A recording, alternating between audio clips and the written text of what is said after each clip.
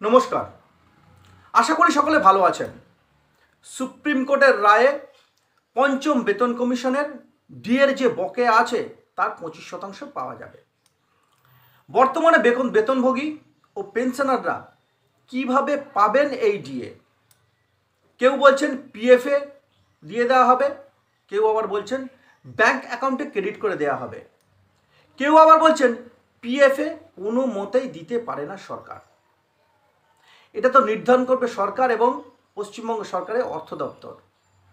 তাও নোটিশ দিয়ে জানাবে 27 জুনের আগেই। তবে পিএফএ বকেয়া ডিএ কিন্তু দিতে পারে সরকার বা অর্থ দপ্তর, যা নবান্নে কানাঘোষা চলছে। এই ভিডিওতে আমি আলোচনা করব এই পিএফের দিতে পারবে কিনা দপ্তর সে বিষয়ে, এবং বর্তমানে যারা কর্মরত আছেন তারা কিভাবে পাবেন, তার সাথে সাথে পেনশনভোগী যারা আছেন তারা কিভাবে পেতে পারেন সে সম্পর্কে বিস্তারিত আলোচনা করব। আলোচনা শুরু করার আগে একটু সময় আপনাদের কাছ থেকে চেয়ে নিচ্ছি। যদি আমার তথ্য ভালো লাগে তাহলে অবশ্যই চ্যানেলটিকে সাবস্ক্রাইব করে সঙ্গে থাকতে ভুলবেন না। আমি কোনো অর্ডার বা খবরে কি বলা আছে তার ব্যাখ্যা করি না। আমি কেন হলো, কী জন্য হলো, এই বিষয়ের ওপর আলোচনা করতে বেশি পছন্দ করি। চলুন শুরু করা যাক আজকের আলোচনা। বকেয়া ডিএ কি পিএফে দিতে পারে সরকার বা অর্থ দপ্তর? অবশ্যই দিতে পারে। একটু যদি আমরা ইতিহাস ঘাঁটি তাহলে কিন্তু বিষয়টি আপনাদের কাছে বা আমার কাছে যেটা পরিষ্কার হয়েছে আপনাদের কাছে কিন্তু সেটা খুবই পরিষ্কার হয়ে যাবে। এর রহস্যটা লুকিয়ে আছে সেই ইতিহাস ঘাঁটার মধ্যেই। আপনাদের মনে আছে যারা চতুর্থ বেতন কমিশনের আওতায় ছিলেন, অর্থাৎ রূপা 1998-এ, ওনারা জানেন ন্যাশনাল এফেক্ট দিন থেকে প্রথম 15 মাসের অর্থাৎ 1/1/1996 থেকে 31/3/1997 পর্যন্ত কোনো বকেয়া দেওয়া হয়নি। এই বিষয়টি কিন্তু রূপাতে ছিল, মানে রূপাতে কিন্তু বলা ছিল যে 98-এর যে রূপা তাতে কিন্তু বলা ছিল। তবে তারপর 19 মাসের বকেয়া অর্থাৎ 1/4/1997 থেকে 31/10/1998, আবার বলছি 19 মাসের বকেয়া অর্থাৎ 1/4/1997 থেকে 31/10/1998 পর্যন্ত এককালীন দেয়া হয়েছিল কর্মচারীদের পিএফে। আবার বলছি 1/4/1997 থেকে 31/10/1998 পর্যন্ত 19 মাসের বকেয়া দেওয়া হয়েছিল কর্মচারীদের পিএফে। তবে চতুর্থ বেতন কমিশনের প্রকৃত আর্থিক এফেক্ট কিন্তু দেওয়া হয়েছিল 1/11/1998 থেকে। যারা চতুর্থ বেতন কমিশনের আওতায় ছিলেন, বর্তমানে অনেকেই রিটায়ার করে গেছেন, ওনারা কিন্তু বিষয়টা জানবেন। এবার আসি পঞ্চম বেতন কমিশনের কথায়। রূপা 2009-এ প্রথম 27 মাসের কোনো বকেয়া দেওয়া হয়নি, যা রূপা রুলের মধ্যেই বলা ছিল। আবার বলছি 2009-এর যে রূপা হয় পঞ্চম বেতন কমিশনের রূপা, সেখানে কিন্তু 27 মাসের কোনো বকেয়া দেওয়া হয়নি, যা কিন্তু রূপা রুলের মধ্যেই বলা ছিল। এরপরে 12 মাসের বকেয়া প্রথমে 2টি কিস্তি বার্ষিক হারে অর্থাৎ বার্ষিক 2টি কিস্তি কিন্তু নগদে বেতনের সঙ্গে মিটিয়ে দেওয়া হয়।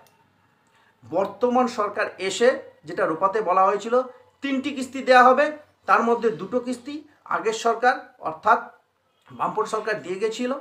বর্তমানে যে সরকার আছেন ওনারা এসে পরের একটি কিস্তি আরও 2টো পার্টে নগদে কিন্তু বেতনের সঙ্গে মিটিয়ে দেন। 27 মাসের বকেয়া দেওয়া হয়নি সে নিয়ে কিন্তু অনেক আন্দোলন হয়েছিল।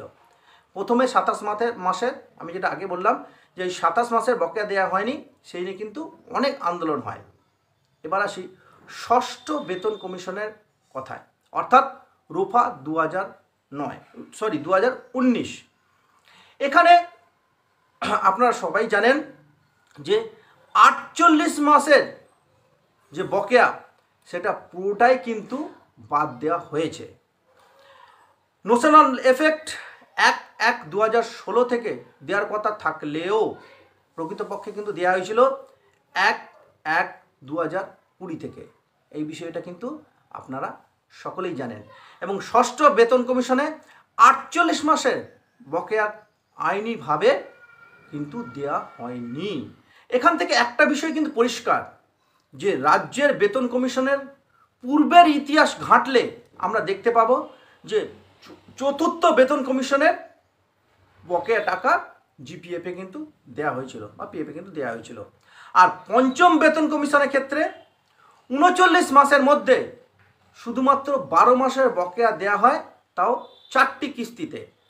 আর ষষ্ঠ বেতন কমিশনের বকেয়া আইনি পথেই কিন্তু গায়েব হয়ে গেছে। প্রথম, দ্বিতীয় এবং তৃতীয় বেতন কমিশনের ক্ষেত্রে এই বকেয়ার বিষয়টি ছিল না। একটা কথা আমাদের মাথায় রাখতেই হবে, যে বকেয়া কথা যে বলছি, এই যে আগে যে বকেয়ার কথাগুলো বললাম, সেগুলো কিন্তু সবই বেতন সংক্রান্ত বকেয়া। অর্থাৎ চতুর্থ বেতন কমিশনের যে বকেয়া, পঞ্চম বেতন কমিশনের যে বকেয়ার কথা আমি বললাম, সেটা সবই কিন্তু বেতন সংক্রান্ত বকেয়া। আর সুপ্রিম কোর্টের রায় হয়েছে ডিএর ওপর বকেয়া। দুটোর মধ্যে কিন্তু চারিত্রিকগতভাবে তফাৎ আছে। তবে সরকার যদি চায় বা মনে করে যেটা নবান্ন সূত্রে কানাঘষা চলছে, পিএফেও কিন্তু দিলেও দিতে পারে এই বকেয়ার 25%। যারা ভাবছেন যে না দিতে পারে না, তারা কিন্তু পূর্বের ইতিহাস একটু ঘেঁটে দেখবেন আমি যেটা বললাম সেটা সঠিক কিনা।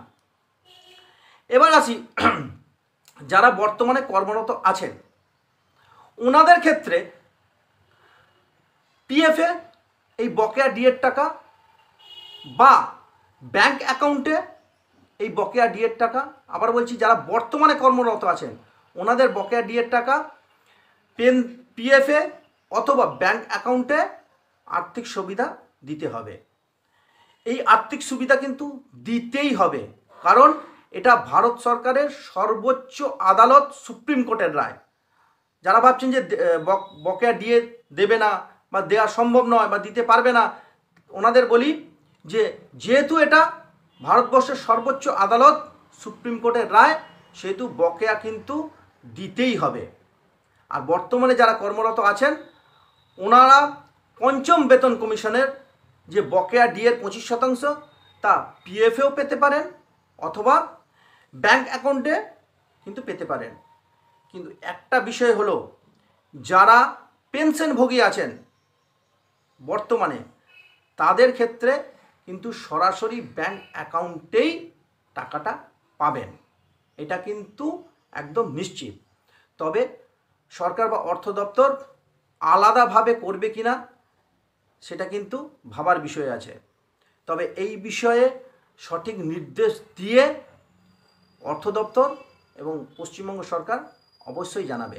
এর জন্য আমাদের অপেক্ষা করতেই হবে। তবে পূর্বের ইতিহাস সকলের একটু আধটু জেনে রাখা ভালো। সকলে ভালো থাকবেন, সুস্থ থাকবেন, সঙ্গে থাকবেন।